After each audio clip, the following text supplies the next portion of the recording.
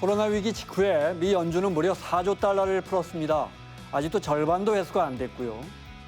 우리도 크게 다르지 않습니다. 지난 10여 년 동안 시중 유동성은 거의 2배가 늘었습니다.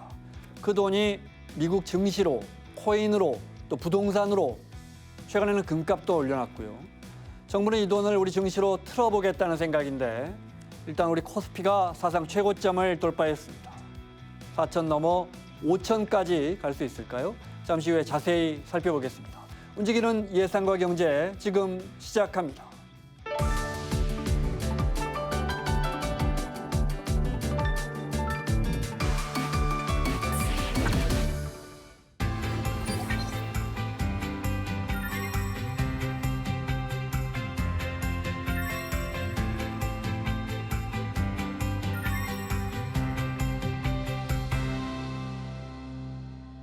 한 주간의 경제 흐름 알기 쉽게 전해주시는 분이시죠. 서울경제 박시은 기자 자리했습니다. 어서 오세요. 안녕하세요. 삼겹살 가격 많이 올랐어요? 네, 8월 국내산 삼겹살 소비자 가격이 작년 같은 달보다 8.8% 올랐거든요. 그래서 2,800원대를 기록했습니다. 그래프를 보시면 더 확 느껴지실 텐데요. 보시다시피 4월부터 매달 꾸준히 오름세를 보이고 있고요. 축산물 품질평가원은 9월에도 가격이 더 오를 가능성이 있다고 내다봤습니다. 이 돼지 도매 가격이 오른 게 큰 영향을 미쳤는데요. 8월 돼지 도매 가격이 킬로그램당 6,600원이 넘습니다. 작년 같은 달보다 20% 가까이 오른 겁니다. 이게 지난해 같은 기간에 비교한 거니까 뭐 추석 다가와서 오른 거다 이렇게 볼 수는 없을 것 같고 왜 이렇게 도매 가격이 오른 거예요? 네, 가장 큰 이유는 올여름 폭염 때문입니다. 아무래도 날씨가 너무 더우면 이 돼지들이 성장 속도도 늦어지고 또 운송 과정에서 폐사하는 경우도 많다고 합니다. 실제로 돼지 도축 마리수가 줄었다고 하는데요. 7월 도축 마리수가 작년보다 5% 이상 줄었고 8월에도 감소세가 이어졌습니다. 여기에 가공용 원료육 재고까지 부족해지면서 가격이 더 오르게 된 거죠. 날이 더우니까 이게 이런 데까지 영향을 미치는군요. 다른 축산물 가격 어떻습니까? 네, 코로나 시기에 정점을 찍었던 한우 1등급 등심 가격이 다소 하락하다가 올 들어 다시 오름세로 돌아섰습니다. 이 흐름이 추석 장바구니 물가에도 영향을 줄 것으로 보이는데요. 농림축산식품부가 명절을 앞두고 물가 잡기에 총력을 예고하고 있긴 한데 과연 한우값이 실제로 잡힐지는 지켜봐야 할 것 같습니다. 닭고기까지 살펴볼까요? 네, 닭고기 소매가가 7, 8월에 정점을 찍었다가 최근 다소 하락세를 보이고 있긴 한데요. 하지만 조류 인플루엔자 발생 등 여러 변수가 있기 때문에 가격 변동이 있을 거란 전문가들의 예상이 또 나오고 있습니다. 네, 다음 소식 가겠습니다. 추석 앞두고 국세청이 인적 용역 소득자들에게 소득세를 환급해주겠다. 이게 무슨 말입니까? 네, 말씀하신 것처럼 국세청이 인적용역 소득자 147만 명에게 추석 전까지 소득세 약 1,985억 원을 환급하겠다고 밝혔습니다. 그동안 소득세 환급금이 있다는 걸 몰라서 돌려받지 못했거나 비싼 수수료를 내고 민간 서비스를 이용했던 사람들을 위해 국세청이 알아서 소득세 환급금을 찾아주고 또 돌려주기로 한 겁니다. 네, 여기서 말하는 인적 용역 소득자라는 게 누굴 말하는 거예요? 네, 인적 용역 소득자는 회사에 소속되지 않고 자신의 노동을 제공한 대가로 돈을 받는 사람들을 말하는데요. 예를 들면 학원 강사, 모델, 연예인, 프리랜서 등이 모두 여기에 포함됩니다. 이분들은 일한 만큼 벌지만 소득에서 미리 떼는 원청징수 세율이 3.3%로 일괄 적용됩니다. 보통 3.3% 떼고 주죠. 네. 문제는 이 3.3%가 실제 내야 하는 세금보다 높은 경우가 많다는 겁니다. 앞서 말씀드린 대로 이 3.3%는 일괄적으로 떼는 임시 세금인데요. 그런데 실제 세금은 경비나 각종 공제를 빼고 계산하기 때문에 실제로 내야 하는 금액이 3.3%보다 적은 경우가 많습니다. 그래서 그 차액만큼 환급금이 생기곤 하는 겁니다. 그동안은 이 사실을 모르고 그냥 지나치는 경우가 많았는데요. 이 국세청이 올해부터는 직접 챙겨주는 소득세 환급 서비스를 시작한 겁니다. 예를 들어 학원 강사라든지 모델, 연예인 이런 프리랜서 분들이 받겠지만 아무래도 소득이 낮은 분들, 그러니까 배달 라이더 같은 분들, 이런 분들이 정부가 1,900억 원 이상 환급해 준다니까 꼭 환급 받으셨으면 좋겠습니다. 이거 어디 가서 어떻게 받습니까? 네, 지난 5년 동안 소득세를 냈지만 환급을 받지 못했던 분들이나 올해 새로 환급금이 생긴 분들께는 국세청이 모바일 안내문을 보내고 있는데요. 이 안내문을 받은 사람은 환급 신청을 할 수 있습니다. 모바일 안내문을 받으셨다면 손택스 신고 바로가기 버튼을 눌러서 최대 5년치 환급금을 신청할 수 있고요. 모바일 사용이 어려우신 분들은 전화 1544-9944번으로도 신청할 수 있습니다. 국세청은 오는 20일까지 접수된 건에 한해 추석 연휴 전에 네, 지급하겠다고 밝혔습니다. 알겠습니다. 다음 소식, 간편식 시장 규모. 네, 얼마나 됩니까? 혹시 집에 혼자 계실 때 네. 식사는 어떻게 해결하세요? 밀키트라고 하잖아요. 네. 좋은 게 너무 많이 나오거든요. 많이 네네. 먹죠. 네. 네, 대부분 그럴 텐데요. 요즘은 집에서 직접 해먹는 가정 간편식, 이른바 HMR을 즐기는 분들이 정말 많아졌거든요. 네. 식품안전정보원에 따르면 HMR 시장이 오는 2030년에는 10조 원대까지 커질 전망이라고 합니다. 2013년만 해도 약 2조 원 규모였던 이 HMR 시장이 지금 한 7조 원대 수준까지 올라왔거든요. 앞으로는 더 빠르게 커질 것으로 보입니다. 밀키트랑 HMR과는 어떻게 다른 거예요? 우선 HMR은 홈밀 리플레이스먼트의 약자, 우리말로는 가정 간편식 이렇게 부르는데요. 네. 말 그대로 집에서 간편하게 먹을 수 있도록 만든 각종 식품들을 통틀어서 말합니다. 이 가정 간편식은 크게 4가지로 분류할 수 있는데요. 네, 우선 RTE는 별도의 조리 없이 구매 후 바로 먹을 수 있는 식품들인데요. 김밥이나 샌드위치, 도시락, 초밥 등이 속합니다. 네. 다음으로 RTH가 있는데요. 전자레인지나 뜨거운 물에 단시간 데운 후에 먹을 수 있는 식품으로 즉석밥, 즉석죽 같은 레토르트 식품이 해당됩니다. RTC, 이 반조리 식품은 프라이팬이나 냄비, 에어프라이 등의 조리기구를 이용해서 상대적으로 장시간 데우거나 간단한 조리 과정을 거친 후에 먹을 수 있는 식품입니다. 네. 냉동만두나 냉동 돈가스, 냉동 볶음밥 등이 속합니다. 마지막으로는 우리가 잘 아는 밀키트인데요. 손질된 재료와 양념이 함께 들어있어서 직접 조리 과정을 거친 후에 먹을 수 있는 제품들로 찌개 키트, 나물 키트 등이 있습니다. 모든 재료가 들어있어서 집에서 요리를 해 먹을 수 있는 거죠. 여름에 콩국수 이렇게 콩물만 배달돼 오거든요. 그 이제 면 삶아서 그러면 이제 우리 박 기자 설명 들어보니까 RTC 정도 되는 것 같은데요. 네네. 반조리 식품. 네, 네네. 네. 그리고 이제 죽 같은 거 이런 거 이제 사무실에서 또 전자레인지에 금방 돌려 먹을 수 있잖아요. 네네. 모 식품회사에서 20, 30대 남녀 1,500명을 대상으로 조사했더니 80% 이상이 일주일에 한두 번 정도 가정 간편식 제품을 사 먹는다고 답했습니다. 연령대별로 보면 네. 그래도 30, 40대가 많이 먹습니까? 의외일 수도 있는데요. 네. 사실 젊은 층이 많이 먹는다는 인식이 있었는데 최근 들어서 이런 인식이 많이 바뀌었다고 합니다. 2022년에 한 식품회사와 카드사가 가정 간편식 소비 패턴과 연령대별 소비 비중을 조사했는데요. 가정 간편식을 구매한 소비자 중 50대와 60대 이상 비율이 꽤 높게 나타났습니다. 물론 여전히 40대가 가장 큰 비중을 차지하고 있긴 한데 네. 점점 5, 60대의 비중이 높아지고 있는 추세라고 합니다. 그만큼 직접 장을 봐서 요리하기보다는 가정 간편식으로 식사를 해결하는 가정이 늘고 있다는 분석입니다. 네. 또 혼자 사시는 분들도 워낙 많아지니까 1인 가구도 많아지니까 가정 간편식이 늘어날 수밖에 없는 게 아닌가. 다른 나라는 어때요? 네, 시장 조사기관 비즈니스 리서치 인사이트에 따르면 지난해 전 세계 가정 간편식 시장 규모는 약 1,339억 달러, 네. 우리 돈으로 약 180조 원에 달했는데요. 2033년에는 약 390조 원 규모까지 성장할 것이라는 전망이 나왔습니다. 그만큼 가정 간편식 인기가 우리나라뿐 아니라 네. 전 세계적으로도 계속 이어질 것으로 보입니다. 우리 기업이 지금 미국의 거대한 만두 공장까지 짓고 있거든요. 그러니까 한류 열풍 타고 우리 경제의 새로운 먹거리가 될 수 있지 않을까 그런 생각도 해봅니다. 서울경제 박시훈 기자였습니다. 고맙습니다. 감사합니다.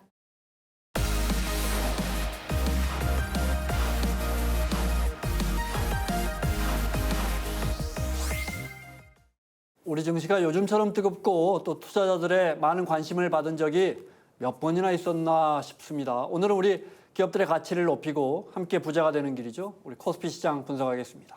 한국경제TV의 신인구 기자 그리고 LS증권의 염승환 이사 자리했습니다. 어서 오십시오. 안녕하세요. 코스피가 4월까지만 해도 2,200 이 정도까지 밀렸었는데 요즘 뭐 이렇게 굉장히 반등세가 뜨겁단 말이에요. 그 원인은 어디서 찾으십니까? 이게 이제 복합적인 것 같은데요. 뭐 한두 가지 이유는 아니고 가장 큰 건 일단 이제 전 세계적인 유동성 증가. 요게 좀 효과가 좀 컸던 돈이 것 많이 같아요. 풀렸다. 맞습니다. 네. 그러니까 우리나라도 지금 정부가 계속 이제 재정을 풀고 있잖아요. 풀고 있고 금리 인하기 좀 이어지고 네. 있는데 이게 뭐 우리만 그런 게 아니라 지금 전 세계 뭐 중국 또 독일 또 거기에 지금 미국까지 돈을 계속 풀고 있고 이제 미국 같은 경우는 또 이 금리 인하가 또 시작이 되고 있기 때문에 네. 예, 이런 것까지 이제 어우러지다 보니까 이 글로벌 유동성이 계속해서 이제 팽창하는 그런 부분들이 이제 주가를 좀 끌어올리는 가장 큰 배경이 되고 있고 또 이제 국내적으로는 이재명 정부의 가장 큰 이제 어떻게 보면 캐치프레이즈가 코스피 5천이거든요. 네, 이걸 네. 이제 방점을 찍고 상법 개정을 지금 계속 추진을 하고 있죠. 그러다 보니까 이 법 개정까지 좀 맞물려 가지고 주식시장이 이제 재평가 받지 않을까 하는 그런 기대감들이 하나 있고 또 한 가지가 최근 이제 국내 증시에서 가장 뜨거운 업종이 반도체인데 네. 미국도 마찬가지로 좀 나스닥 위주로 좀 계속 강한 이유 중에 하나가 AI가 뭐 버블이냐 아니냐 이런 논란은 있지만 결론적으로 이 AI를 이끄는 기업들은 실적도 좋고 계속 성장을 지금 보여주고 있거든요. 근데 AI 사이클이 지금 뭐 이게 끝이 아니라 지금 계속 진행 과정이 있는데 그 모든 걸 하기 위해서는 결국 반도체가 필요한데 그 중에 핵심이 또 메모리 반도체거든요. 근데 이제 우리나라는 메모리 반도체 세계 또 최강국이죠. 네. 그래서 한국이 만드는 메모리 반도체 이 가격들이 계속 올라가다 보니까 이게 결국 삼성전자, SK하이닉스가 시가총액 1등, 2등이거든요. 그래서 이 기업들의 주가 상승이 이제 같이 어우러지면서 시장의 이 세 가지 요소가 네. 잘 맞물리면서 이게 3천 지금 이제 400선을 넘는 그런 흐름까지 좀 전개됐다 이렇게 보고 있습니다. 그러니까요. 글쎄 우리 증시가 그동안 너무 존재감이 없어서인가요? 우리 증시 오름세를 타면서 해외 언론들도 관심 많이 보이고 있다고요? 예, 맞습니다. 이 미국 증시가 사실은 나쁘지 않은 상황에서도 이 아시아 증시, 한국 증시 상승에 이 외신들이 관심을 많이 갖고 있고 경제지들도 분석을 합니다. 대표적으로 이 영국의 파이낸셜 타임즈 같은 외신이 이제 대통령의 세금 정책, 유예 정책이 이 시장의 불확실성을 줄였고 네. 그래서 이것을 계기로 상승세가 강화됐다 이렇게 해석하는 기사를 내놨고요. 로이터 같은 경우는 한국 증시가 아시아에서 가장 성과가 좋은 시장이다 이렇게 헤드라인을 쓰면서 이 투자자들이 이 한국이 하고 있는 지배구조 개선이라든가 또 이 주주 친화적 정책에 주목을 하고 있다라는 보도를 내놓고 있습니다. 올 상반기부터 보면 예. 우리 증시가 선진국 증시보다는 분명하게 성과가 좋은 거죠. 맞습니다. 연초부터 봐도 그렇습니다. 그러니까 사실 우리 시장만 상승세는 아니에요. 아까 연희 이사께서 말씀하셨던 것을 조금 더 첨언해서 설명드리면 전 세계적으로 돈이 금리나 전부터 좀 네. 풀렸습니다. 이거는 미국의 재무부가 금리나 당장 안 되니까 이 단기 국채를 많이 발행을 시켜서 그러니까 시장이 생각보다 돈을 더 많이 혹은 돈을 더 빨리 돌리게 해서 시장의 유동성을 늘렸고 이것이 이제 전 세계 증시, 채권 시장이 흔들리니까 또 증시라든가 이제 금 쪽으로 흘러간 면이 있었고 그 수혜를 우리도 받았습니다. 그런데 받은 나라 중에 우리가 1등했습니다. G20 국가 가운데 대한민국이 올 연초 상승률이 1위입니다. 9월 중순 기준으로는 40%가 넘고요. 코스피 기준입니다. 연일 지금 사상 최고가 기록이라는 이제 신문 기사 뉴스들을 아마 저희 시청자분들도 보셨을 텐데 미국이나 중국 증시도 사실은 뭐 사상 최고가 경신하고 있습니다. 그럼에도 불구하고 우리가 조금 더 잘 나가고 있는 것들 이런 것들이 좀 눈에 띈다라고 볼 수가 있겠습니다. 네. 자 일단 오름세는 시작은 된 것 같아요. 네. 시작은 됐는데 이게 언제까지 가는 것이냐? 국민들 입장에서는 2021년에도 3천선 뚫고 그때도 좋았단 말이에요. 그렇지만 그때 그 추세를 이어가지 못했거든요. 그때와 다른 게 있다면요. 그때와 좀 비슷한 것도 있고 다른 점도 있는데 유동성이 폭발한 건 비슷해요. 사실 유동성은 그때 더 풀렸죠. 네. 그때 이제 코로나 때문에 경기를 부양해야 되니까 그래서 그 유동성 효과로 올라간 건 있었는데 결국에 이제 그때와 지금의 좀 차이를 본다면 결국 아까도 말씀드렸지만 정부의 의지가 좀 이 증시 부양이 좀 강력하다. 그러니까 그때는 경기 부양하면서 돈을 풀다 보니까 그 돈들이 자산 시장으로 흘러가서 같이 올라갔지만 이번에는 어쨌든 정부가 목표를 증시 부양에 완벽하게 좀 맞추고 있거든요. 네. 그래서 정부가 이제 아까 말씀드린 대로 상법 개정이나 이런 걸 통해서 증시를 좀 장기적으로 우상향시키겠다는 의지가 좀 강하기 때문에 그때보다는 훨씬 더 좀 증시의 어떤 전반적인 분위기는 좀 우호적이다 이렇게 보고 있고 또 당시에는 뭐 지금은 좀 그런 얘기들 안 하시지만 언택트라는 용어가 되게 유행했잖아요. 네, 그래서 네. 이제 밖에 나갈 수가 없으니까 비대면. 예, 그래서 그런 이제 관련 기업들 뭐 인터넷 기업이라든가 근데 또 집에서밖에 뭐 우리가 업무를 못 보다 보니까 당시에 노트북이나 PC가 또 굉장히 많이 팔렸거든요. 그래서 그런 소비재에 들어가는 반도체 수요가 좀 급증해가지고 실제 당시에도 뭐 하이닉스나 삼성전자 실적이 또 좋았어요. 다만 지금과 다른 점은 지금은 그때만큼 소비재 수요가 좋진 않아요. 근데 지금은 AI 시대가 열리면서 결국 AI가 중심으로 한 그 HBM이라는 고대역폭 메모리 반도체가 이게 계속 지금 수요가 좀 증가하고 있는데 이 소비재는 수요가 언제든지 이게 좀 어느 정도 내가 이 사람들이 소비를 하고 나면 수요는 꺾이게 되거든요. 근데 공급은 계속해서 느는 구조로 좀 갈 수밖에 없는데 이 지금 사이클은 뭐냐면은 수요는 이 AI 사이클이 어디까지 갈지 모릅니다. 네. 수요는 네. 계속 늘어나요. 근데 예전과는 좀 다르게 공급 자체가 쉽지가 않아요. 왜냐하면 HBM 메모리 반도체는 만드는 양 자체가 이게 적을 수밖에 없는 게 보통 이제 수율이라 그러죠. 네. 그래서 그냥 옛날에 그냥 반도체를 우리가 보통 100을 투입하면 90 정도 나왔다면 이 HBM은 많이 나와야 60밖에 안 나와요. 아무리 많이 만든다고 해도 그만큼 만들기가 되게 까다로운 제품인데 심지어 여기 삼성전자가 엔비디아 공급까지 못했잖아요. 네. 그 정도로 좀 어렵거든요. 한다 하면서 네. 아직도 안 되고 있어요. 그러니까 이제 네. 공급이 늘기가 되게 어려웠던 구조죠. 근데 21년 사이클과 지금 24년 사이클은 소비재 사이클이었다면 지금은 국가와 기업이 주도하는 그런 또 AI 사이클이기 때문에 네. 훨씬 더 오래 갈 수밖에 없다. 이렇게 보고 있기 때문에 지금의 상승장과 21년의 상승장은 물론 이제 상승 폭을 봤을 때는 코로나 때 정말 가파랐지만 네. 너무 쉽게 좀 끝나버렸잖아요. 근데 지금은 그때보다는 상승폭이 좀 약간 더딘다 하더라도 어쨌든 굉장히 좀 정부 정책과 AI 사이클 때문에 좀 오래 갈 수 있는 사이클이 네. 아닌가 이렇게 좀 생각을 하고 있습니다. AI라는 거대한 산업의 등장 예. 그리고 말씀하신 것처럼 정부가 이제 증시를 부양한다, 활성화한다는 말뿐만이 아니고 관련 제도들을 계속 고치고 있고 네. 그걸 믿고 이제 투자자들이 조금씩 움직이고 있는 그런 네. 상황인 것 같아요.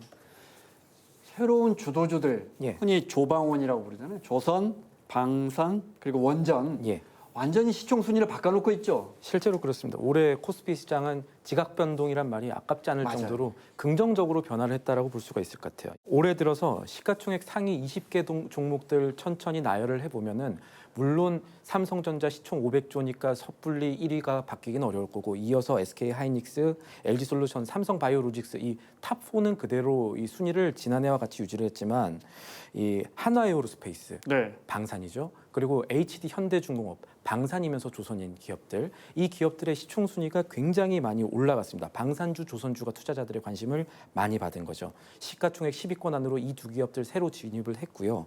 그리고 우리한테 역으로 익숙했던 현대차, 기아 같은 자동차주들은 관세 문제라든가 이런 것들이 부각되면서 연초 대비 주가 수익률이 플러스긴 합니다만 시장 전체 지수 수익률보다는 조금 낮은 수준을 기록하고 있고 또 그동안의 밸류업 기대 때문에 굉장히 괜찮았었던 신한지주라든가 KB금융 같은 금융주들도 앞서 말씀드렸던 조방원주보다는 이 상승률이 좀 낮다. 그래서 역으로 보면은 이 지각 변동을 이끌 정도로 조방원의 기세가 무섭다. 이렇게 보시면 되겠습니다. 앞서 잠깐 우리가 조방원에 대해서 이야기했는데 하나 에어로스페이스라는 우리가 거대 기업, 진짜 방산 기업이 하나 탄생을 했고 글로벌 기업이 하나 탄생을 했고 근데 이제 국민들 관심은 이들 조선 또 방산 또 원전 주들이 그동안 주가가 많이 올랐는데 네. 이 랠리가 계속될 수 있을까 어떻게 보십니까? 근데 중간중간 조정은 나오지만 저는 계속 좀 장기적으로 이어진다고 보고 있어요. 왜냐하면 이게 결국 시대가 만든 어떻게 보면 주도주가 돼버렸거든요. 네, 그러니까 네. 지금 시대를 뭘로 정의하냐면 우리가 그냥 단 한마디로 스트롱맨들의 시대입니다. 어떻게 보면 트럼프, 그 다음에 시진핑, 그다음 푸틴도 마찬가지죠. 네. 옛날로 따지면 평화의 시대가 아니잖아요. 근데 여기서 또 중요한 게 미국은 예전에는 뭐 유럽도 보호해주고 우리도 지금 뭐 주한미군이 있지만 여기서 발을 빼려고 하거든요. 이제 무슨 얘기냐면 너네 안보는 너네가 알아서 해라. 각자 도생해라. 약간 지금 이런 식으로 가고 있는데 결국 유럽에서 만약에 미국이 나토를 발을 빼게 된다면 네. 러시아가 침공하는 거에 대한 대응이 좀 쉽지가 않은데 그걸 유럽 스스로가 뭐 방위 산업을 육성해서 할 수 있지만 폴란드가 왜 우리 손을 잡았을까요? 결국엔 이 군수 시설이 제대로 지금 갖춰지지 못했던 네. 거죠. 지난 평화의 시대 동안. 근데 우리나라 같은 경우는 특수하게 어쨌든 지금 아직은 전쟁 중이잖아요. 사실 네, 엄밀히 따지면. 그래서 군수 공장에서 계속 이제 공장 가동이 돼 있다 보니까 이걸 적시에 또 공급할 수 있게 됐거든요. 무기 같은 게. 근데 이게 이런 이제 뭐 방산 무기만 그런 게 아니라 우리 한국은 어쨌든 굉장히 원전도 마찬가지고 네. 조선도 마찬가지고 어쨌든 이 가성비 좋은 어떤 이제 그 제품들을 잘 만들어서 납기를 또 되게 잘 지키기로 유명한데 네. 지금 이런 뭐 조선, 방산, 원전 다 마찬가지 지금 상황이죠. 전 세계가 이걸 원해요. 특히 미국은 조선 원하죠. 원전도 원하고 유럽은 방산을 원하는데 거기에 가격도 합리적인데 제 날짜에 맞춰줄 수 있는 제조업 국가가 세상에 찾아보시면 딱히 없어요. 그 중국 정도. 네. 근데 중국은 이제 여기서 배제되는 거죠. 왜냐하면 지정학적 리스크 때문에 중국 걸 쓸 건 아니거든요. 그러면 그 대안은 한국밖에 없다는 거죠. 이게 이제 시대가 만든 건데 이게 과연 지금 당장 바뀔 것인가? 트럼프 임기 내내 계속 이어지고 사실 이제 미국의 민주당이 됐다고 해서 평화의 시대가 올까요? 그렇게 또 생각은 안 하거든요. 네. 이 탈세계화 흐름은 그냥 일단 좀 구조적으로 갈 수밖에 없고 뭐 시진핑이나 뭐 러시아의 푸틴이 갑자기 뭔가 또 생각이 바뀌지 않는 이상은 계속 이어질 가능성이 높기 때문에 저는 이 조방원 랠리가 물론 중간중간 많이 오르면 조정은 나오겠죠. 그러나 기본적인 랠리 자체는 이 산업을 다른 나라가 우리나라의 조방원을 대체한다. 네. 그러면 이제 그때는 끝나는 거예요. 근데 그게 아니라면 랠리는 저는 좀 장기화된다 이렇게 보고 그러니까요. 있습니다. 지구촌 곳곳에서 지정학적인 리스크들이 커지고 얼마 전에만 해도 러시아가 보낸 것으로 의심되는 드론이 폴란드 그 수도 인근까지 날아갔다는 네. 말 듣고, 근데 또 우리는 또 폴란드에 무기를 수십조 원어치 수출하는 나라니까 네. 그 뉴스 듣고 좀 생각이 복잡해졌는데요. 네. 자, 코스피는 상승 흐름을 분명히 하고 있는데 우리 코스닥 시장은 여전히 답답해요. 왜 그렇죠? 코스닥의 상승률만 보면은 나쁘지 않았습니다. 연초 대비 20% 가까이 9월 중순으로 갔지만 이게 한국 증시의 외국인들이 어디에 주목하느냐 보고 코스피 상승률과 봤을 때는 네. 부족한 면이 있죠. 왜냐하면 코스피는 같은 기간 40% 넘게 올랐거든요. 여러 가지 이유를 좀 생각해 볼 수 있을 것 같습니다. 우리가 그 미국 증시로 돌아가 보면요. 나스닥을 생각할 때 왜 코스닥이 나스닥이랑 비슷할 것 같잖아요. 근데 나스닥 얘기할 때는 기술주 중심의 나스닥이라고 주로 표현하는데 우리나라 코스닥 얘기할 때는 기술주 중심의 코스닥 이러면 약간 그렇게는 표현 안 하는 것 이상하죠. 같아요. 네. 무슨 말이냐면 이제 우리가 코스닥에 있는 기업들이 정말로 어떤 특정한 기술을 많이 갖고 있고 이런 기업들이 모여 있는 기업이냐 아니면 외국인들의 관점에서 봤을 때 코스피에 편입되지 않는 기업들이 모여 있는 지수냐 이 점을 생각해 봐야 될 것 네. 같습니다. 아마 후자에 가깝기 때문에 외면을 좀 받았던 측면들이 있을 거고 사실 우리 코스닥 기업 중에 이제 네. 실적도 잘 나지 못하고 그러다 보니까 여러 외풍에 흔들리고 전환사채 발행해서 주주들 가슴 아프게 만드는 그런 기업들이 상당히 많았거든요. 네. 그거를 지금 이제 우리가 조금씩 고쳐보려고 하고 있는 과정에 있는 거고요. 즉 그러니까 지금 상황에서 자금이 외부에서 들어오기가 상대적으로 쉽지 않은 상황에서 지수가 좀 갇혀 있었던 것까지는 맞는데 정부도 그렇고 계속해서 코스닥 내에 좀비 기업들을 이제 퇴출시켜보자 이런 움직임들이 강해지는 상황에서 또 하나 지금 코스닥 시총상위 기업들을 보면 희망이 좀 생기는 게 바이오 기업들이 많습니다. 바이오 기업들 가운데는 물론 아직 기술이 개발 안 된 기업들도 있지만 기술이 현실화될 기업들도 충분히 있어 보이고 그래서 지금 시총 상위 기업들 보면은 여러 가지 신약 파이프라인 기대 갖고 있는 기업들이 많거든요. 조방원만큼은 아니지만 그래서 이런 점들을 고무적으로 평가를 하자면 지금 시장에서는 이 외국인들이 코스닥에 관심을 가질 수도 있지 않을까. 그렇게 네. 되면은 천스닥에 대한 얘기들도 나올 수 있지 않을까 하는 게 전문가들 사이에서 나오고 있습니다. 네. 자, 우리가 시중의 유동성을 돈의 물꼬를 증시로 틀기 위해서 말씀하신 것처럼 상법도 개정하고 네. 여러 증시 환경 개선하고 있는데 이런 건 어떻습니까? 우리 투자자들 선진국에 비해서 너무 단기 시세 차익 위주로 뭐 이런 투자자들의 자세도 바뀌어야 한다 이런 지적 어떻게 보세요? 근데 이게 이제 그거에 앞서서 이제 우리 한국 증시에 투자하신 분들은 그럴 수밖에 또 없었어요. 상황 자체가 장기 투자하면은 결국 성과가 좀 안 좋은 경우들이 네. 워낙 많았죠. 그러다 보니까 흔히 좀 학습 효과라 그러죠. 어느 정도 가면 팔고 또 쌀 때 사고 이러면 또 성과가 오히려 좋았거든요. 네. 미국과는 좀 반대였죠. 그래서 그것 때문에 지금도 지금 이제 코스피 지수가 많이 오르는데도 여전히 개인 투자분들 많이 파시더라고요. 이 상승에 동참하시기보다는. 근데 그게 좀 물론 바람직한 현상은 아니라고 보지만 또 그 전에 그런 한국 증시의 그런 환경 자체가 그렇게 저는 좀 만들었다고 보고 있고 다만 이제는 저도 좀 바뀌어야 된다고 생각합니다. 미국 주식 하시는 분들은 웬만하면 좀 길게 가져가시려고 하거든요. 네. 성과도 좋다 보니까. 근데 한국 증시도 지금 대통령 말씀처럼 코스피 5천 그리고 주식으로 좀 생활비 벌 수 있는 그럼 결국 배당도 받고 예, 장기 투자해서 어떻게 보면 좀 목돈 마련도 하고 이걸 얘기하신 거잖아요. 네. 그럼 꾸준한 우상향하는 그런 좀 증시를 만들겠다고 한 거랑 또 똑같은 말이기 때문에 그런 이제 분위기로 만약에 한국 증시가 전환된다고 생각하신다면 이렇게 너무 좀 단기적으로 매매하셨던 분들도 이젠 좀 투자 스타일을 좀 바꾸셔가지고 한번 이제 미국 스타일로 한국 증시도 물론 모든 기업을 그렇게 하라는 건 아니지만 그런 좀 미래 가치가 있는 기업이라면 너무 사고 팔기보다는 이 흐름이 좀 맡기셔가지고 좀 네. 꾸준하게 장기 투자하는 좀 자세로 바꾸는 것도 지금은 좀 필요한 그런 시점이라고 생각하고 우리는 있습니다. 주식 투자에서 오르면 파는 그야말로 주식 투자인데 선진국은 기업에 투자한다. 네. 기업 오랫동안 투자한 다음에 내가 주인으로 네. 주식을 갖고 있으면서 이익이 나면 배당으로 꼬박꼬박 가져가는 그래서 이 부분도 좀 바뀌어야 할 것 같습니다. 마무리 질문으로 두 분 우리 증시 어떻게 우리 코스피 증시 진짜 4천, 5천 갈 수 있을지 전망 여쭤보고 마무리할까요? 네, 신 기자부터. 저는 앞으로 코스피가 더 갈 것 같냐라고 여쭤보시면 더 갈 것 같습니다라고 대답을 합니다. 왜냐하면 지금 이 기업들의 지수라는 거는 결국 기업 실적에다가 미래 기대를 곱하는 것인데 네. 이 미래 기대가 지금 높아질 가능성이 굉장히 높거든요. 또 하나 역으로 우리나라의 이 기업 지수, 코스피 지수가 얼마나 억눌려 있는가를 생각해 볼 수가 있을 것 같아요. 저희가 투자자분들한테 이런 말 하거든요. 이 코리아 디스카운트가 이 증시를 얼마나 억눌린 것 같으세요라고 물어보면 500포인트, 1000포인트 우습게 나오거든요. 이런 것들이 역으로 반영이 되면 뒤져봤을 때 4000포인트, 그 5000포인트라는 정도는 올 것이 수 있다. 네. 투자자들의 기대값이 그게 반영돼 있다고 볼 수도 있는 거죠, 역으로. 네, 용 이사님. 네, 저도 이제 지수 5천이다 이거 뭐 가냐 안 가냐는 우리가 여기서 뭐 알 수는 없지만 네. 갈 수 있는 분위기를 결국 만들어가는 게 중요한 것 같아요. 그래서 일단 정부는 그렇게 지금 분위기를 만들고 있고 그 다음에 따라야 될 게 기업이 따라줘야죠. 기업들이 뭐 법을 바꾸면 뭐합니까? 기업들이 실천 못 해주면 배당도 그냥 여전히 안 하고 뭐 그렇게 계속해서 바뀌는 게 없다면 코스피 5천은 그냥 이제 이 도달할 수 없는 수치가 또 네, 되는 거죠. 네. 그래서 결국 공감대가 기업들도 이게 확산이 돼야 되고 또 주주들도 마찬가지예요. 그냥 예전처럼 너무 사고 팔고 이런 단타만 하는 게 아니라 이런 이제 분위기를 믿고 좀 장기 투자하는 문화가 확산된다면 가지 말라도 코스피 5천 가는 거거든요. 네. 네, 그런 흐름이라면 그래서 기대는 이미 이제 반영은 되고 있는데 이제부터 우리가 봐야 될 거는 실천이 과연 되느냐 이걸 좀 보시고 그리고 지금 3,400, 500 이렇게 좀 왔다 갔다 하는데 비싸진 않아요. 왜냐하면 우리가 흔히 그 PBR 얘기를 많이 하는데 일본이 PBR 1.4배거든요. 근데 우리가 지금 1.1배 좀 넘었는데 네.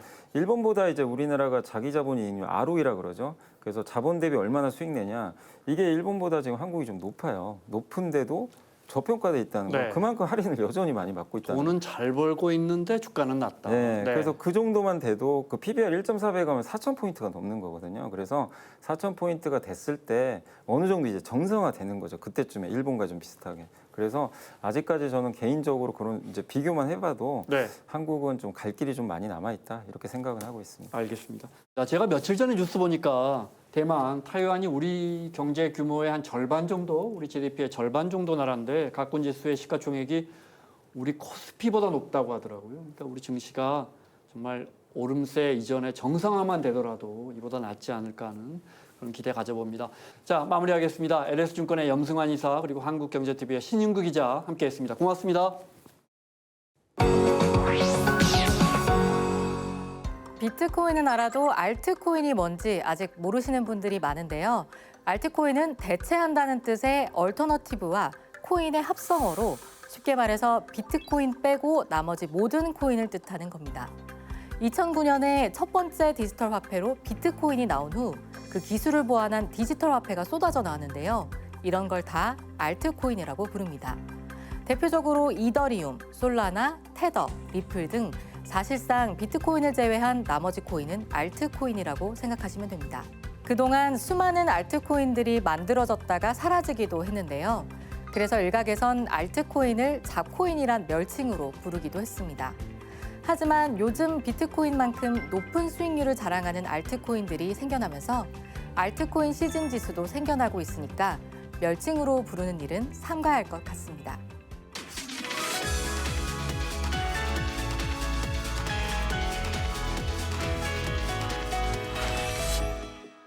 오늘 모신 이분은 부산의 자랑이면서 육선의 최다선 의원이세요.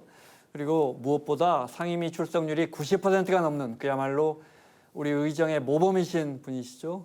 국회 농해수위 국민의힘 조경태 의원 국회 방송 스튜디오에 모셨습니다. 어서 오십시오. 네, 안녕하세요. 반갑습니다. 나오셔서 감사합니다. 네. 첫 질문은 의원님 이거 안 여쭤볼 수가 없습니다. 한미의원협회 회장도 하고 계시니까 네. 이번에 우리 조지아에 있는 현대 메가플랜트에서 우리 근로자들이 이제 여러 비자가 부실하다는 이유로 300여 명이 네. 잡혀가 다행히 우리 정부의 노력으로 빨리 풀려났는데 이 문제 어떻게 보십니까? 저는 대단히 심각한 문제라고 생각하고요. 트럼프 대통령이 대한민국 국민들한테 큰 결례를 했다 생각합니다. 사실은 대통령이 직접 우리나라 국민들을 향해서 저는 사과해야 될 부분이라고 생각하거든요.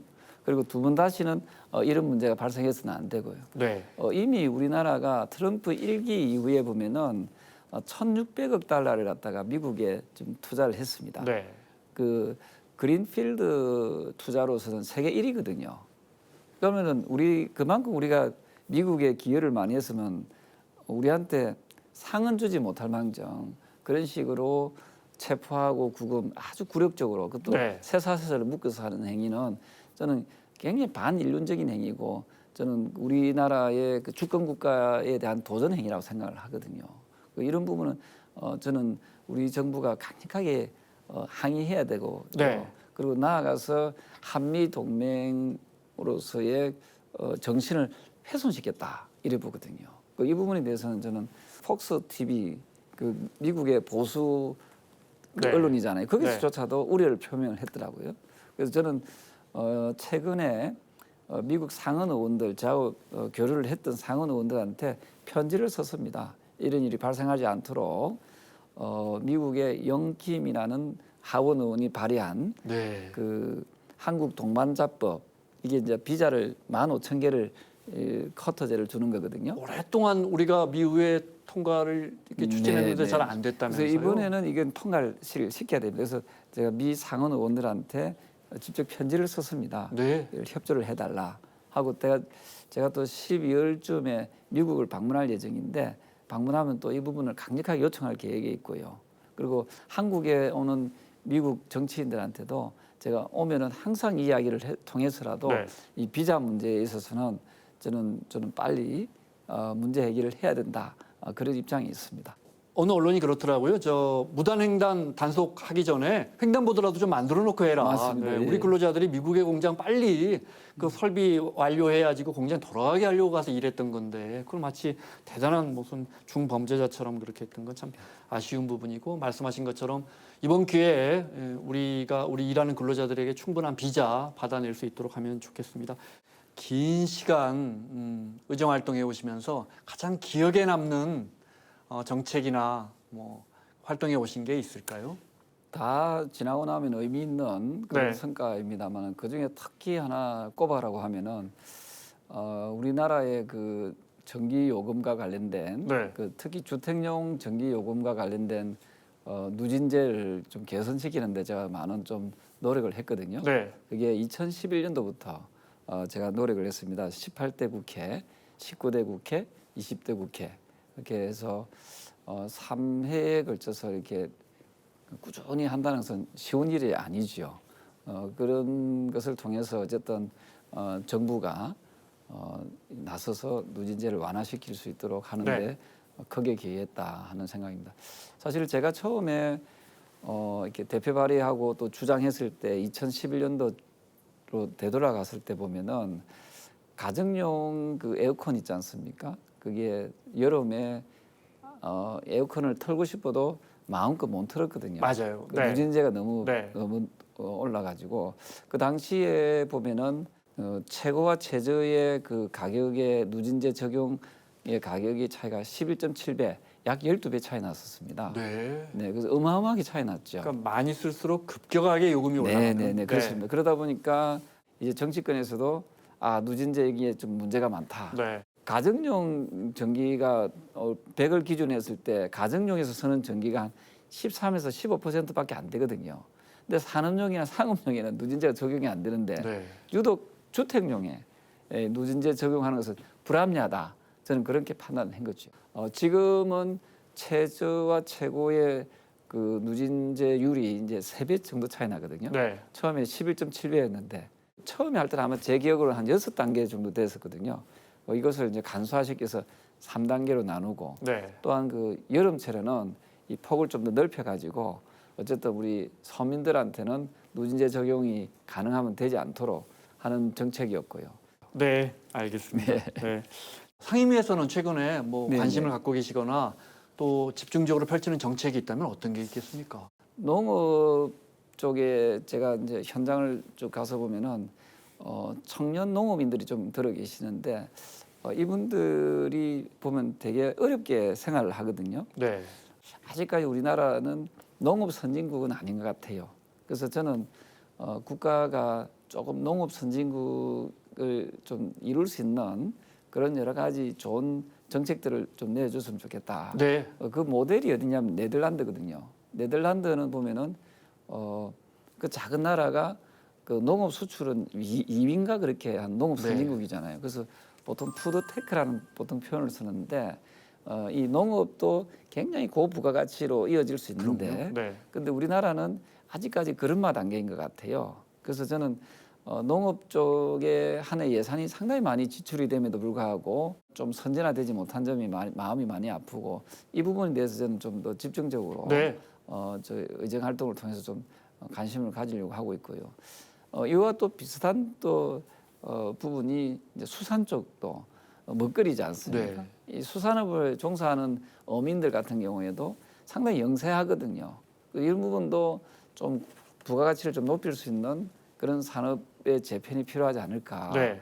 이런 생각을 좀 감히 가집니다. 프랑스가 꼬냑을 수출하는데 뭐 네. 그거 얼마나 수출할까 했더니 연간 6조 원어치 수출하더라고요. 네, 그러니까 의원님 지적하시는 것처럼 고부가가치 우리 농산품, 수산품 만들면 수산물 만들면 얼마든지 우리가 새로운 출구를 만들 수 있지 요즘에 않을까. 그 유행이 그 K 컬처래 가지고 네. K 문화가 세계적으로 알려져 있잖아요.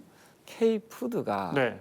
좀 K 식료품이 좀 더 부가가치를 좀 높여서 팔면은 저는 우리 농가나 네. 또는 어가에 크게 수익 창출에 도움이 될 것이다 이런 생각을 합니다. 일전에 보니까 식료품 이야기하셔서 의원님이 우리 식료품 가격, 네. 식품 가격 유통구조 개선하면 가격 낮출 수 있다 이야기하시는 거 제가 들은 적이 있거든요. 그 사실은 최근에도 그 일부 시민께서 소금빵 유명 유튜버가 네, 네, 예예 네. 그 1,000원 이하로 도전한 적이 있지 네. 않습니까? 근데 주변에 상인들부터 문매를 맞고 결국 문을 닫았는데 사실은 가능하거든요. 우리나라가 보면은 소득 수준에 비해서 식품 가격에 대한 부담이 매우 큽니다. 이런 부분은 국가가 좀 가격을 좀 잘 통제했으면 좋겠다 이런 생각입니다. 그래서 네. 지나치게 중간 마진이 좀 많아지는 행위가 좀 발생하지 않도록 해야 되고요. 빵값도 보면 우리나라가 되게 비싸다. 뭐 세계 한 10위권이다 이렇게 이야기를 네. 하거든요. 네. 그런 부분에 대해서는 좀 정부가 네. 이런 가격에 대한 좀 통제를 좀 할 필요가 있고요.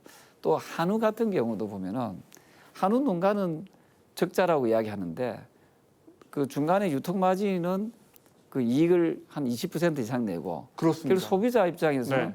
가격은 그대로거든요. 한우 가격이 산지에서 떨어져도 소비자들이 소고기 한번 사 먹으려면 가격이 내려가질 않습니다. 예, 그게 저는 그 유통 중간 마진이 우리나라가 소위 말해서 배보다 배꼽이 더 크다는 말이 있듯이 네. 우리나라 같은 경우에는 이런 중간 유통 마진에 대한 이 거품을 좀 왕창 좀 제거할 필요가 있다. 근데 과거 역대 정권이 많이 시도했다 하더라고요. 네, 네. 근데 그게 성공하지 못했다는데 이번에 이재명 정부가 좀 이런 부분에 대해서는 좀 네. 가격 개선, 유통 그 비용에 대한 개선을 꼭 좀 정부가 좀 주도적으로 좀 했으면 좋겠다 생각합니다. 알겠습니다.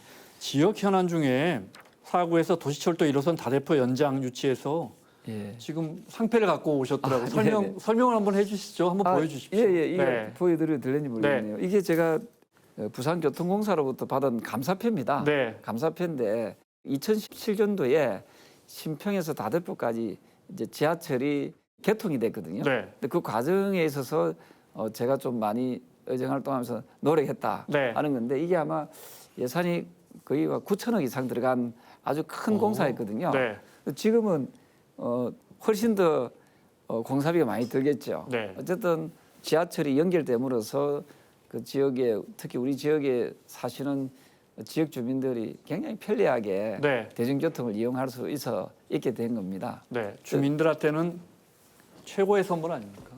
그렇습니다. 여름에 시원하게 갈 수 있고 네. 겨울에는 따뜻하게 갈 수 있고 또 무엇보다도 이 전철이 주는 가장 큰 혜택은 안전이라고 생각하거든요. 안전하게 내가 목적지까지 갈 수 있다는 것이 네. 저는 그게 지역 주민들한테 큰 어떤 기쁨이 아닌가 생각을 합니다. 네. 네. 지하철 이야기하셨으니까 최근에 이제 정부의 주택 공급 정책이 나왔습니다. 집값이 서울 중심으로 강남 중심으로 너무 올라가니까 서울과 네. 수도권의 정부가 이제 대규모 또 주택 공급 정책을 발표했는데 사실 지역 부동산은 침체가 오래되고 있고 특히 구도심, 노후 도심은 재개발 여력이 굉장히 낮아졌지 않습니까? 이런 부분들을 어떻게 헤쳐나가죠? 저는 그 국가 균형 발전적 시각에서 봤을 때 어쨌든 어느 지역에 살아도 나의 삶의 만족도를 좀 높일 수 있도록 하는 것이 매우 중요하다고 생각하고요. 그러려면은 광역 단위에서 봤을 때 광역 시장의 어떤 마인드도 중요하지만 네. 또 기초 단체장의 마인드도 되게 중요하다 생각하거든요. 도시 개발적 관점에서 봤을 때 저는 어느 지역이든 저는 다 훌륭한 위치라고 저는 보거든요. 네. 근데 뭐 서울 조금 전에 말씀 주셨다시피 서울도 보면은 강남도 훌륭하지만 강북도 훌륭한 지역이 많이 있지 않습니까? 그래서 이런 부분들을 좀 잘 개발 발전시킨다면 네. 저는 그 지역의 좀 격차도 많이 해소할 수 있다 이렇게 보고 있고요. 특히 우리 청년들 입장에서는 주거의 문제가 상당히 심각하지 않습니까? 이런 부분에 대해서는 네. 조금 더 공공주택도 좀 더 활성화시킬 필요가 있다는 겁니다. 근데 상대적으로 저는 선진국, 특히 미국하고 비교하면 우리나라 공공주택 정책은 참 잘 돼 있거든요. 네. 이걸 잘 돼 있는 정책을 계속해서 머물지 말고 계속해서 좀 예산을 투입해서라도 네. 집 없는 사람들, 서민들을 위해서 특히 청년들을 위한 주택 공급이 좀 더 계속 이어지면 네. 좋겠다. 결국 우리 대한민국이 나아가야 될 방향은 선진국가입니다만은 그게 중간에 하나 더 넣어서 선진 복지국가가 우리 국민들이 꿈꾸는 저는 대한민국이라고 보거든요. 지금도 우리는 의료라든지 주택이라든지 또 기초생활수급자에 대한 문제란 이게 상당히 세계적인 수준이거든요. 그렇습니다. 네. 그렇지만 이게 머물지 말고 우리 정부도 그렇고 우리 국민들도 그 마인드를 선진복지국가 네. 정책적으로 가야 된다. 그래서 예산도 저는 그런 방향으로 좀 많이 갔으면 좋겠다 생각합니다. 네. 그런데 지난 수십 년 동안 우리가 지역 균형 발전 이야기를 해왔지만 네. 정부도 마찬가지고 정치권도 마찬가지고 근데 인구는 자꾸 줄어들고 네. 그러면 더 지금 의원님 지적하신 것처럼 의료며 교육이며 문화며 더 서울로 수도권으로 집중될 수밖에 없거든요. 우리 정부나 정치권이 수십 년 동안 지역 균형 발전을 위해서 더 지역의 인프라를 확충하고 교육이나 문화나 이런 것들을 더 했으면 또 제도적인 정비도 그럼 지금 이렇게 서울 쏠림이 좀 덜하지 않았을까? 사실은 이제 우리나라가 보면은 정부 정책이 보면은 조선 시대적인 마인드에서 벗어나지 못하거든요. 무슨 말인가 하면은 좀 내륙 중심의 도시 정책이다 보고 있거든요. 근데 우리보다 훨씬 더 자본주의가 발달되고 선진화된 국가들을 자세히 살펴보면은 내륙 중심의 도시가 아니라 해양 중심의 도시입니다. 대부분의 큰 도시는 다 바닷가에 있죠. 네, 그 대표적인 국가가 바로 미국이죠. 네. 미국도 보면 땅은 되게 넓은데 이 동부 서부 해안 쪽이잖아요. 네. 동부 쪽에 뉴욕이라든지 그죠? 그다음 서부 쪽에는 LA라든지 샌프란시스코라든지. 네. 시애틀까지 다 해안에 네, 그 있습니다. 다 해안을 낀 네. 도시들이거든요. 그래서 미국 사람들을 만나서 이야기 들어보면은 자기들은 내륙 도시가 아니라 해양 도시랍니다. 해양 국가, 내륙 국가가 아니라 해양 국가라거든요. 바다와 접해는 도시들이 못 사는 나라들이 별로 없어요. 미국의 수도는 워싱턴 DC지만은 실질적으로 경제 수도는 뉴욕이잖아요. 네. 그 다음에 중국도 보면은 중국의 정치 수도는 베이징이지만 경제 수도는 상해죠. 네. 항구가 있는. 그렇군요. 그죠? 네. 그다음에 호주도 보면은 호주의 수도가 캔버라지만은 거의 행정수도. 네. 행정 수도, 네. 그게 정치 수도라거든요. 근데 경제 수도는 시드니잖아요. 그런 데가 많이 있어요. 네. 그래서 사실은 항을 낀 해양을 낀 도시들이 경제 성장이 높을 수밖에 없는데 우리나라만 유독 서울이 정치 수도자 경제 수도이고 네. 부산은 계속 쇠퇴하고 있거든요. 이거는 좀 비정상이라 생각합니다. 물론 그 부산 광역시장도 잘해야 되지만 정부 정책도 이 정치 수도와 경제 수도는 좀 이원할 필요가 있다 네. 하는 거지요. 그래서 저는 이런 부분에서 부산이 가지고 있는 잠재력은 대단히 크다는 거거든요. 항만도시로서의 기능뿐만 아니라 금융이라든지 문화라든지 교육이라든지 네. 이런 부분들을 좀 잘 어우러지게 인프라를 잘 구축한다면은 부산이 다른 여태 주요 국가들처럼 경제 수도로서 네. 저는 자리매김할 수 있다 이렇게 봅니다. 네. 그것이 저는 진정한 의미로서 국가 균형 발전이다 이렇게 보는 거죠. 알겠습니다. 의원님이 얼마 전에 저 서해 잠정 조치 수요가 안에 중국이 자꾸 이렇게 슬그머니 무슨 구조물 설치하지 않습니까? 네, 어떤 거 네, 좀 네. 조그만하게 하고 어떤 건 뭐 콘크리트로 구조물 설치하고 여기 대응 예산 확보하자고 이야기하신 거 있으세요? 네, 그 사실은 서해의 그 중국이 네. 비신사적으로 불법 구조물을 3개 이상 설치를 했거든요. 우리가 비례 대응을 하자. 네. 그 정도 규모로 지으려고 하니까 우리나라의 인건비나 시공비로 봤을 때 한 길을 짓는데 한 300억 정도 들더라고요. 네. 그럼- 아무래도 바다에 설치해야 하니까. 그럼 3기를 지게 되면 900억이잖아요. 그럼 이게 다소 좀 부담스럽다면 한 2기 정도는 지어야 된다. 비례 대응해야 된다고 제가 강력하게 주장하고 있거든요. 왜냐하면은 이 바다도 아까 제가 해양 국가, 해양 도시 이야기했지만 바다도 하나 일종의 영토의 개념을 봐줘야 되거든요. 네. 그래서 중간에 공동 수역에 아무것도 지작물이 없도록 해야 된다고 합의해 놓고 중국에서는 왜 거기다가 하필이면은 이 3기 이상의 불법 구조물을 짓느냐 네. 하면은 그걸 자기들 나중에 영토로 주장하기 위한 저는 꼼수라고 보거든요. 자, 그렇다면 우리도 가만히 있어서는 안 되고 우리도 그 중간 수역 내에 좀 비례 대응할 수 있는 네. 구조물을 지음으로써 중국이 나중에 있을 수도 있는 그 영토 주장을 희석시킬 필요가 있다. 네. 이 취지로 제가 작년부터 계속 이 예산을 반영해야 된다고 하는데 정부의 예산 당국에서는 계속 예산을 삭감을 시키고 있습니다. 네. 그게 참 유감스럽죠, 사실은. 알겠습니다. 네. 지켜보겠습니다. 네네네. 하나만 더요, 의원님. 네. 동물보호법 개정안 이건 뭐예요? 요즘에 이제 그 반려동물을 키우는 가정이 많아졌잖아요. 그러면 내가 키우는 반려견 또는 반려묘가 아플 때 진료에 대해서 그 사실 여부를 열람할 수 있도록 네. 의무조항을 넣는 겁니다. 그동안에는 이걸 동물병원에서 관계자 외에는 이게 알 방법이 없는데 저는 우리 국민들은 내가 키우는 또 내하고 함께하는 그 가족과 같지 않습니까? 네. 이 부분을 그 반려묘나 반려견이 어떻게 아프고 어떤 상황인지를 좀 알 수 있는 그 진료부라든지 검안부를 열람할 수 있도록 소비자가 요청하면 보여줄 수 있도록. 보여줄 수 있도록 네. 하는 것이 저는 동물복지 부분에서 상당히 중요하지 않을까 네. 이런 생각을 하고요. 또한 또 우리 동물들을 또 길고양이라고 합니까? 네. 또 이제 막 대하는 경우들이 있잖아요. 네. 이런 경우에 대해서 동물을 학대할 경우에는 이제 벌금이라든지 좀 처벌할 네. 수 있는 좀 조항을 좀 강화시키자 하는 것이 동물보호법의 어떤 목적입니다. 네. 자, 의원님 마지막 질문 드려야겠습니다. 네, 네. 정부 예산안이 올라와 있고요. 네, 이제 예산 심사하시면서 특히 농해 수위가 어떤 정책들, 어떤 예산에 좀 집중해야 할까요? 네. 그동안의 농해 수위가 어쨌든 시해하는 느낌, 무슨 퍼주는 느낌, 네. 도와주는 느낌에 머물렀거든요. 그래서 농민이나 어민분들한테 뭔가 뭐 예산 지원하는 그 정도에 머물렀다면은 향후에 농림부 또는 해양수산부가 해야 될 역할은 네. 부가가치를 높이는 하나의 산업적인 측면도 좀 봐줘야 된다고 생각합니다.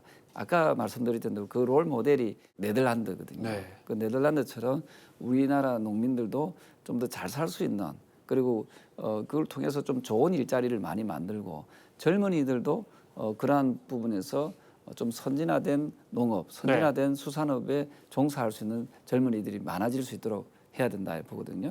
그게 요즘에 유행하는 푸드테크의 개념입니다. 푸드테크는 더 이상 1차원적인 그런 산업이 아니라 네. 굉장히 첨단화된 그런 산업 구조이거든요.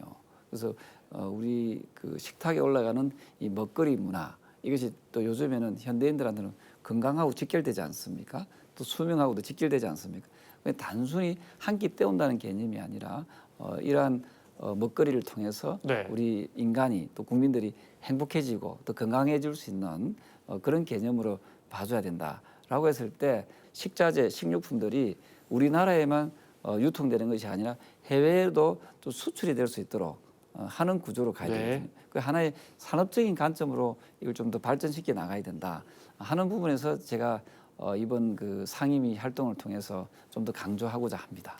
알겠습니다. 의원님 끝으로 지역 주민들에게 하실 말씀 있으시다면요. 네, 우리 사하구는 사실 공단 지역이 밀집되어 있는 지역이거든요. 그러니까 공단 지역이 있다는 것은 일자리와 연결되는 거잖아요. 그리고 또 사하구는 보면은 항이 여러 개가 있습니다. 감천항이 있고 장림항이 있고 또 다대항이 있거든요. 그래서 항이 있다는 것은 바다가 있는 거잖아요. 그래서 저는 단순한 항해 기능이 아니라 이게 관광 산업으로 이어질 수 있도록 해야 된다 이런 생각입니다. 그래서 저는 사하구가 좀 미래 도시로 발전할 수 있는 잠재력이 아주 큰 도시라고 보고 있거든요. 지금 기존의 재래식 산업을 좀 AI라든지 또는 그 최첨단적인 그런 산업으로 전환시켜내고 향후에 우리 사하구가 바다를 잘 활용하고 또 내륙의 기존의 제조업을 잘 활용한다면은 저는 우리나라에서 가장 매력적인 그런 도시로 그런 지자체 사하구로 이어질 수 있다는 측면에서 사하구가 앞으로 좀 미래적인 그 가치는 훨씬 네. 높다. 제가 그런 부분을 조금 더 의정 활동을 통해서 좀 속도감 있게 하고자 합니다. 알겠습니다. 자, 지금까지 국회 최다선이시면서 농해수위 부산 사하을의 조경태 의원과 함께했습니다. 오늘 자세한 설명 고맙습니다. 네, 감사합니다.